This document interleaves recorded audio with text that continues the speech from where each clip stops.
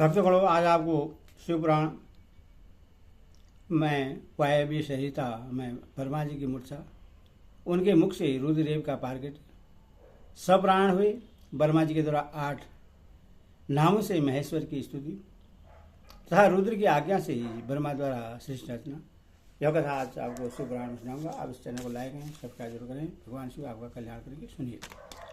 तदंतर काल महिमा, पल्लय, ब्रह्मांड की स्थिति तथा सर्ग आदि का वर्णन करके वायु देवता ने कहा, पहले ब्रह्मा जी ने 5 मानस पुत्र को उत्पन्न किया जो उनके ही समान थे। उनके नाम इस प्रकार हैं: सनक, सनंदन, विद्वान, सनातन और ऋषि और संतन कुमार। वे सब के सब योगी, वेदराग और ईर्ष्या दोष से रहित थे। उन सब का मन ईश्वर के चिंतन में लगा रहता था, इसीलिए उन्होंने सृष्टि रचना की इच्छा नहीं की। सृष्टि से विरत हो सनक आदि महात्मा जब चले गए, तब ब्रह्मा जी ने पुनः सृष्टि की इच्छा से बड़ी भारी तपस्या की। ईश्वर का दीर्घ काल तक तपस्या करने पर भी जब कोई काम न बना, तब उनके मन में दुख हुआ। उस दुख से क्रोध प्रकट हुआ। क्रोध से आविष्ट होने पर ब्रह्मा जी के दोनों नेत्रों से आंसुओं की बूंदें गिरने लगी। उन अश्रु बिंदु से भूत प्रेत उत्पन्न हुए। आंसुओं से उत्पन्न हुए उन सब भूतों प्रेतों को देखकर ब्रह्मा जी ने अपनी निंदा की। उस समय क्रोध और मोह के कारण उन्हें तीव्र मूर्छा आ गई। क्रोध से आविष्ट हुए प्रजापति ने मूर्छित होने पर अपने प्राण त्याग दिए। तब प्राणों के स्वामी भगवान नीललोहित रुद्र अनुपम कृपा प्रसाद प्रकट करने के लिए ब्रह्मा जी के मुख से वहां प्रकट हुए। उन जगदीश्वर प्रभु ने अपने को 11 रूपों में प्रकट किया। महादेव जी ने अपने उन महामना 11 रूपों से कहा, बच्चों, मैंने लोक पर अनुग्रह करने के लिए तुम लोगों की सृष्टि की है, अतः तुम आलस्य रहित हो संपूर्ण लोक की स्थापना, हित साधन तथा प्रजा संतान की वृद्धि के लिए प्रयत्न करो।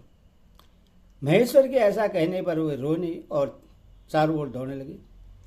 रोने और दौड़ने के कारण उनका नाम रुद्र हुआ। जो रुद्र हैं वे निश्चय ही प्राण हैं, जो प्राण हैं वे महात्मा रुद्र हैं। तब सा ब्रह्मापुत्र महेश्वर ने दया करके मरे हुए देवता परमेश्वर ब्रह्मा जी को पुनः प्राण दान दिया। ब्रह्मा जी के शरीर में प्राणों के लौट आने पर रुद्रदेव का मुख प्रसन्नता से खिल उठा। तब उन विश्वनाथ ने ब्रह्मा जी से यह उत्तम बात कही, उत्तम व्रत का पालन करने वाले जगत गुरु महाभाग विरज, डरो मत, डरो मत। मैंने तुम्हारे प्राणों को नूतन जीवन प्रदान किया है, अतः सुख से बैठ उठो। स्वप्न से सुने हुए वाक्य की भांति उन मनोहर वचन को सुनकर ब्रह्मा जी ने पर्वत कमल के समान सुंदर नेत्रों द्वारा धीरे से भगवान हर की ओर देखा। उनके प्राण पहले की तरह लौट आए थे। अतः ब्रह्मा जी ने दोनों हाथ जोड़ स्नेहयुक्त गंभीर वाणी द्वारा उनसे कहा, प्रभु, आप दर्शन मात्र से मेरे मन को आनंद प्रदान कर रहे हैं, अतः बताइए आप कौन हैं जो संपूर्ण जगत के रूप में स्थित हैं? क्या वे ही भगवान आप 11 रूपों में प्रकट हुए हैं?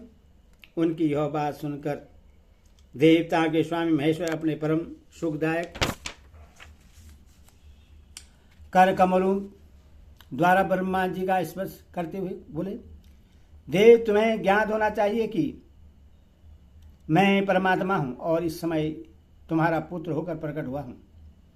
ये जो 11 रुद्र हैं तुम्हारी सुरक्षा के लिए यहाँ आए हैं, अतः तुम मेरे अनुग्रह से इस तीव्र मूर्छा को त्याग कर जाग उठो और पूर्वक प्रजा की सृष्टि करो। भगवान शिव के ऐसा कहने पर ब्रह्मा जी के मन में बड़ी प्रसन्नता हुई। वे विश्वात्मा ने 8 नामों द्वारा परमेश्वर शिव का स्तवन किया। ब्रह्मा जी ने, भगवान रुद्र, आपका तेज असंख्य सूर्य के समान अनंत है, आपको नमस्कार है। रस स्वरूप और जलमय विग्रह वाले आप भव देवता को नमस्कार है। नंदी और सुरभि कामधेनु ये दोनों आपके स्वरूप हैं। आप पृथ्वी रूपधारी सर्व को नमस्कार है। स्वशमय वायु रूप वाले आपको नमस्कार है। आप ही वसु रूपधारी ईश हैं, आपको नमस्कार है। अत्यंत तेजस्वी अग्नि रूप आप पशुपति को नमस्कार है। शब्द तन मात्रा से युक्त आकाश रूपधारी आप भीम देव को नमस्कार है। उग्र रूप वाले यजमान मूर्ति आपको नमस्कार है। सोम रूप आप अमृत मूर्ति महादेव जी को नमस्कार है। इस प्रकार 8 मूर्ति और 8 नाम वाले आप भगवान शिव को मेरा नमस्कार है। इस प्रकार विश्वनाथ महादेव जी की स्तुति करके लोक पितामह ब्रह्मा ने प्रणाम पूर्वक उनसे प्रार्थना की, भूत भविष्य और वर्तमान के स्वामी मेरे पुत्र भगवान महेश्वर कामनाशन, आप सृष्टि के लिए मेरे शरीर से उत्पन्न हुए हैं। इसलिए जगत प्रभु इस महान कार्य में संलग्न हुई मुझ ब्रह्मा की आप सर्वस्व सहायता करें और स्वयं भी प्रजा की सृष्टि करें। ब्रह्मा जी के इस प्रकार प्रार्थना करने पर कल्याणकारी त्रिपुरनाथ रुद्रदेव ने बहुत अच्छा कहकर उनकी बात मान ली। तदनंतर प्रश्न हुए महादेव जी का अभिनंदन करके सृष्टि के लिए उनकी आज्ञा पाकर भगवान ब्रह्मा ने अन्याय प्रजाओं की सृष्टि आरंभ की। उन्होंने अपने मन से ही मरीचि, भृगु, अंगिरा, पुलस्त्य, पुलह, कीर्तु, अंतरी और वशिष्ठ की सृष्टि की। ये सब ब्रह्मा जी के पुत्र कहे गए हैं। धर्म, संकल्प और रुद्र के साथ इनकी संख्या 12 होती है। ये सब पुराने ग्रस्त हैं। देव गणों सहित इनके ये 12 दिव्य वंश कहे गए हैं, जो प्रजावान, क्रियावान तथा महर्षियों से अलंकृत हैं। तत्पश्चात जल पर स्थित हुए रुद्र सहित ब्रह्मा जी ने देवताओं, असुरों, पितरों और मनुष्य की सृष्टि करने का विचार किया। ब्रह्मा जी ने सृष्टि के लिए समाधिस्थ हो अपने चित्त को एकाग्र किया। तत्पश्चात मुख से देवताओं को, कोख से पितरों को, कटी के अगले भाग से असुरों को तथा पर्जेन्द्रिय लिंग से सब मनुष्य को उत्पन्न किया। उनके गुदा स्थान से राक्षस उत्पन्न हुए, जो सदा भूख से व्याकुल रहते हैं। उनमें तमोगुण और रजोगुण की प्रधानता होती है। वही रात को विचरते और बलवान होते हैं। सांप, यक्ष, भूत और गर्दभ ये भी ब्रह्मा जी के अंगों से उत्पन्न हुए। उनके पक्ष भाग से पक्षी हुए, वक्षस्थल से अजगम, स्थावर प्राणियों का जन्म हुआ। मुख से बकरों और पार्श्व भाग से भुजगमों की उत्पत्ति हुई। दोनों पैरों से घोड़े, हाथी, शरभ, नीलगाय, मृग, ऊंट, खच्चर, नयुग नामक मृग तथा पशु जाति के अन्य प्राणी उत्पन्न हुए। रोमावलियों से औषधियों और फल मूलों का पार्कट हुआ। ब्रह्मा जी के पूर्ववर्ती मुख से गायत्री छंद, ऋग्वेद, त्रिवेद, श्रोत्रम, रथंतर, साम और अग्निष्टोम नामक यज्ञ की उत्पत्ति हुई। उनके दक्षिण मुख से यजुर्वेद, त्रिष्टुप, छंद, पंचदश, श्रोत्रम, बृहदशाम और उक्त नामक यज्ञ की उत्पत्ति हुई। उन्होंने अपने पश्चिम मुख से श्यामवेद, जगत की छंद, सद्वदश, शतोदम, बेरुपय, शाम और अधिरात्रि नामक यज्ञ को प्रकट किया। उनके उत्तरवर्ती मुख से एक वेद श्रोत्रम, अर्धवेद, आपोयाम नामक यम, अनुष्टुम, छंद और बैराज नामक शाम का प्रादुर्भाव हुआ।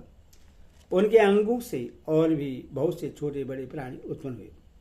उन्होंने यक्ष, पिशाच, गर्दभ, अप्सराओं के समुदाय, मनुष्य, किन्नर, राक्षस, पक्षी, पशु, मृग और सर्व आदि संपूर्ण नित्य एवं अनित्य स्थावर जगत की रचना की।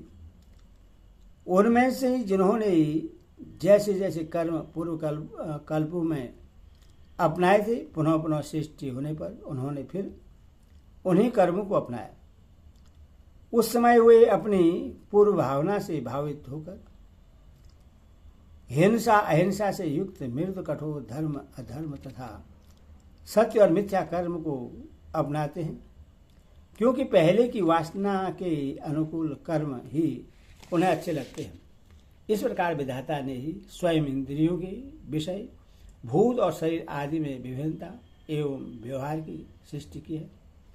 उन पितामह ने कल्प के आरंभ में देवता आदि प्राणियों के नाम रूप और कार्य विस्तार को वेदोक्त वर्णन के अनुसार ही निश्चित किया।